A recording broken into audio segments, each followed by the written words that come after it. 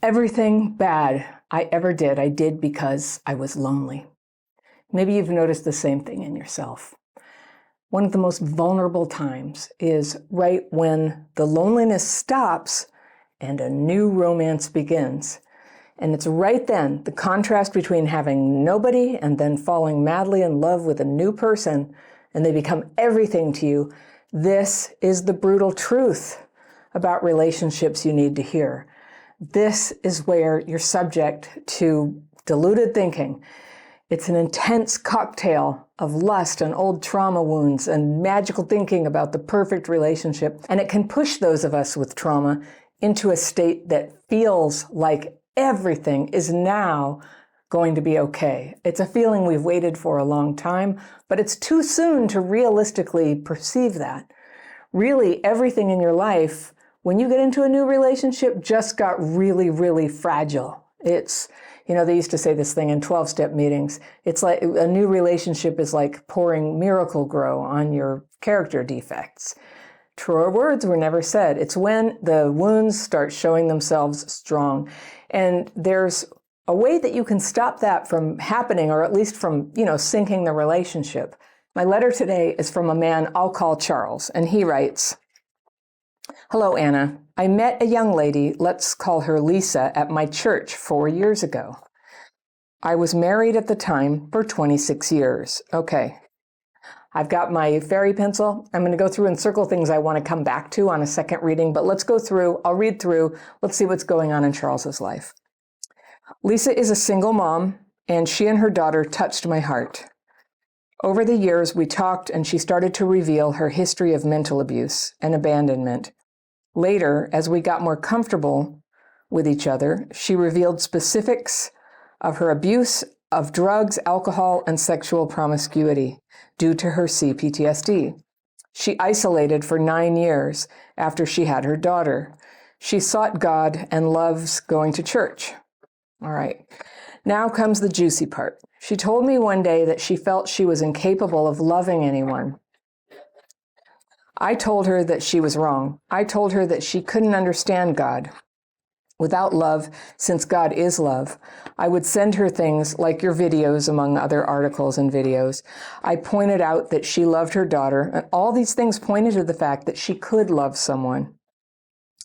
Now for me, my wife was and is a narcissist. She stopped showing me love shortly after we got married, but I took a vow till death do us part, so I was staying in the marriage. Long story short, I fell in love with Lisa, started pursuing her, and she started responding. She told me that she would push me away like she had done with so many suitors before, and she tried several times, but I kept pushing. And eventually I left my wife and committed to Lisa. She has shown me more love in the past few months than my ex-wife showed me in 30 years that we were married. Your videos have been a great source for understanding PTSD for me. It has helped me recognize when she's about to dysregulate, what to do when she does, and how to help her re-regulate. And as a result, Lisa is very thankful, loving, and devoted to me. That kind of dedication is something that I'm not used to, and it actually makes me question if it's real or not. But I've asked Lisa to marry me. I think that we can make it, but I'm still in the limerence stage and have been for the last 6 months. And I would like cooler heads to prevail. So based on this limited amount of information, what do you think about my question? And that's from Charles. Hey, Charles. Okay. So this is the brutal truth about relationships, especially for people with trauma. The early rush of falling in love, and especially the sexual part, and I'm guessing that's part of the relationship, I don't know, but the hormones are going, and our thinking is not so great. Now, if you've been married to a narcissist for 26 years, and you ended up having an affair and leaving by having an affair, these are red flags about your ability to make good decisions right now. I'm not saying it can't work out, but decisions like marrying somebody take time. They take a sober mind, cooler heads, as you say. 6 months is nothing like enough time to make such a decision. I know some people do it. It's ill-advised, and especially for a second marriage and for somebody who's had problems with drugs and alcohol. I don't see a reason why you have to get married so fast. I'm going to tell you that right now. But let's see what you told me about her. She has several red flags, so I'm just going to repeat what you told me. I know you know this, but you're going to hear it from me. As you got to know her, you were crushing on her when you met her and when you were married, and then you talked, and she started to reveal her history of mental abuse and abandonment, and then later about her abuse of drugs, alcohol, and sexual promiscuity. So you could mean different things by the sexual promiscuity, but I'll take you at face value.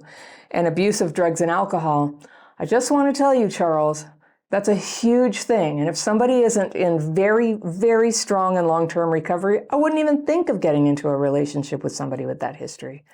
It's a big deal. And it has a relapse rate that you can really only reckon with, honestly, if you face this squarely. One thing I'm going to really encourage you to do is go to the 12-step program, Al-Anon. It's for families and friends of alcoholics. Alcoholics are people, even if they're sober, they used to have a problem with it. Hey, I've got a quick invite for you. I made a free daily practice course that shows you 2 simple techniques to calm the storm when you're triggered inside. It's short, it's powerful, and it helps you feel clearer, more focused, and more at ease, fast. Click the second link in the description section below, or use the QR code right there, and you can start your course right away. A lot of the behaviors you're showing look like classic Al-Anon behaviors of somebody who's been affected by somebody else's drinking. You didn't tell me about your childhood, but if your wife was a narcissist, there's a lot of aspects of narcissism that are similar to being with an active alcoholic. It's not the same thing, but it's similar, and it means you don't get your needs met, and you have to walk on eggshells, and you have to start learning how to completely leave behind your own needs and trying to, make everything right with this other person so that your domestic life will be happy. And this is something I call outsourcing responsibility for your happiness, or donating your working on yourself to somebody else. And I see you doing that very, very strongly. I'm not hearing what you're doing to work on yourself.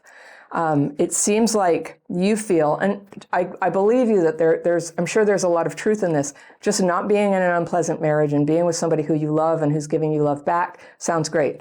But, okay, she said, I'm not capable of love. Now, for anybody in a relationship, if they had a partner say that to them, I'm not capable of love, I would say time to take a big step back, and see, does that change? Not with any coercion, not with you giving her videos or trying to prop her up with what you think she needs, because this is what we do. This is what we do when we get very other focused or codependent on somebody else, is we go, I think you need to be healing from this. Like, I can't really deal with the problems I see in you, but I can deal with this ideal version of you that I have in my mind, and I can make you into that person by getting you all these resources and getting you to think this way and getting you to believe that you can love.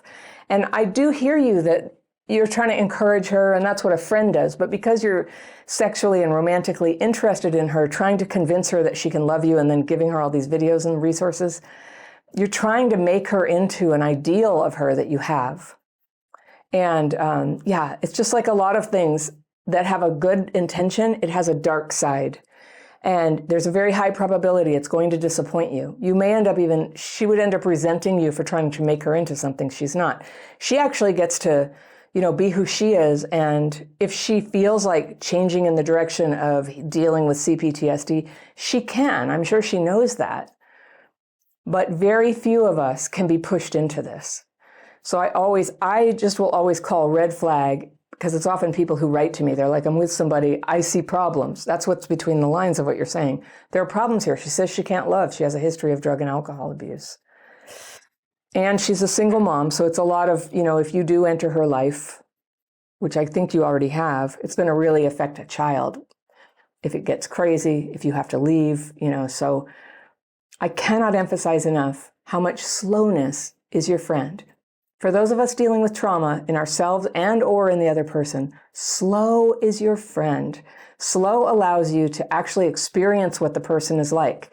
It's critical, though, as you're experiencing the other person, that you're not trying to manipulate them into being some better version of themselves, who loves you, who has it together, who believes in herself. This is your chance to actually take information in about, like, who is she? What's she about? What are her strengths? What are her weak spots?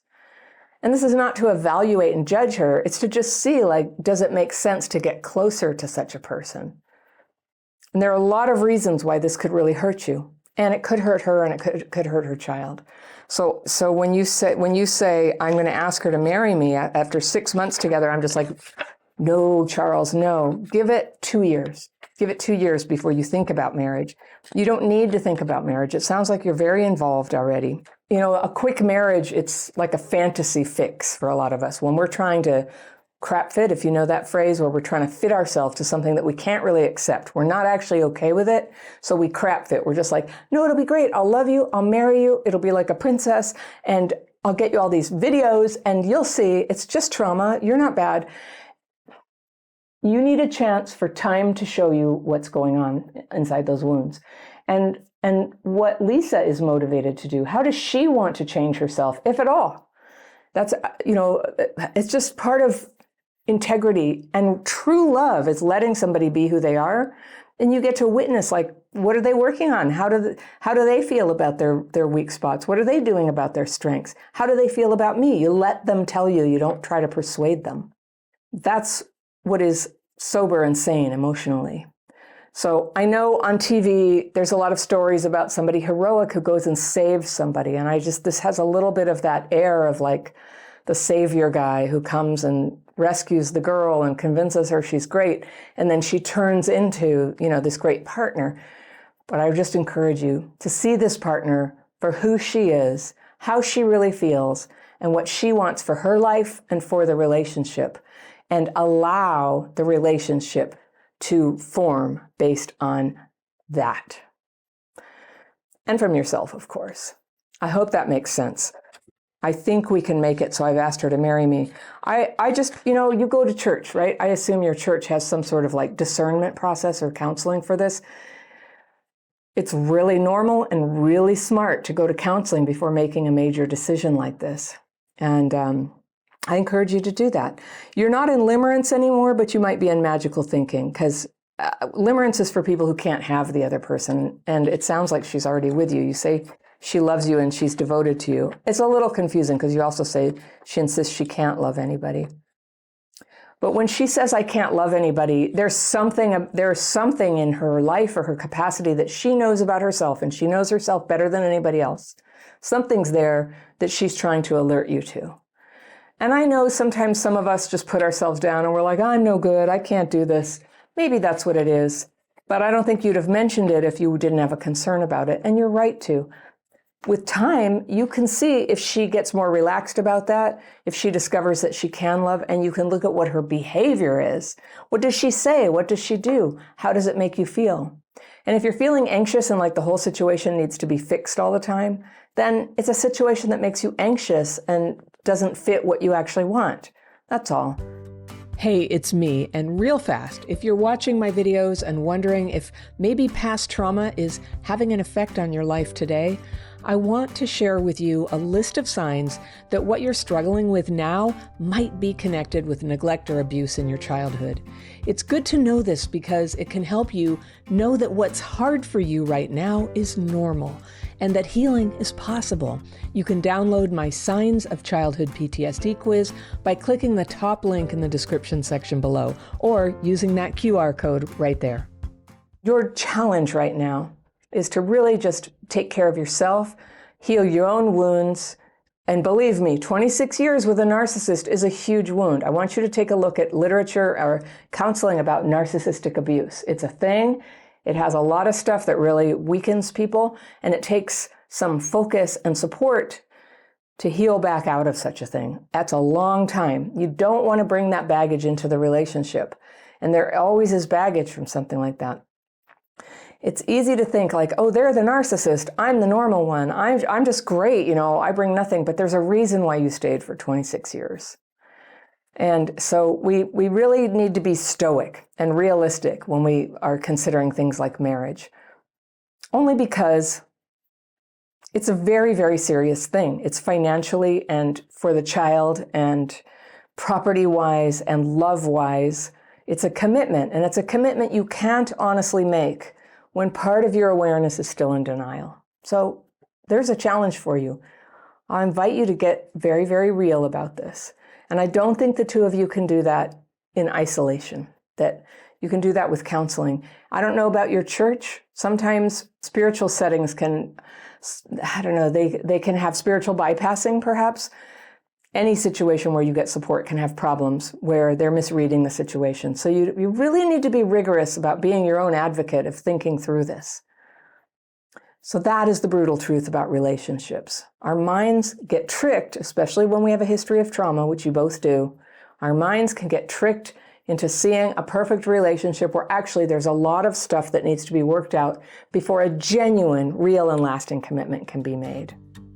If you liked this video, I've got one you're gonna love lined up for you right here, and I'll see you very soon. So because you will give your entire life to somebody who tells you over and over again, I'm not into you in that way, that is just sitting there being a sponge, a codependent sponge for somebody.